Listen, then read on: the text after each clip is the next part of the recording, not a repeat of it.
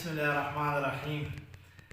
زما مسلمانانو ورونو د روژې په باره کې به درته خبره وکړم چې په قرآن پاک کې الله تعالی فرمایي چې دا روژه ما تاسو باندې داسې فرض کړې لکه څنګه مې چې په مخکینو امتونو باندې فرض کړې وه.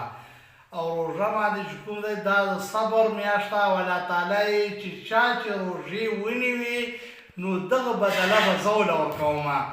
دا د الله میاشت ده.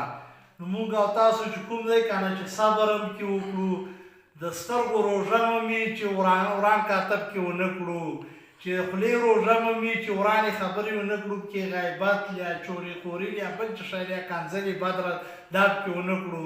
چې بیا موږ داسې روژه وي چې پخو روژه هم وي، داسې روژه وي چې ټول بدن چې کوم دی په صحیح توګه باندې استعمالوو. چې بیا روژه کې داسې رحم او غم په زړه کې راشي.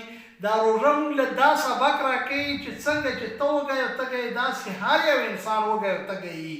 چې موږ او باندې فکر وکړو.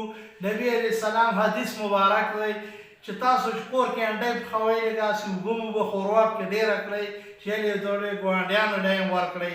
دې کې ډېر اجر او ثواب دی او دومره ثواب دی چې ستا په کجوره په ډوډۍ انډۍ په چشي باندې چا روژه ماته کړه چې څومره ثواب د روژې والا وشو دومره ثواب د ستا وشو.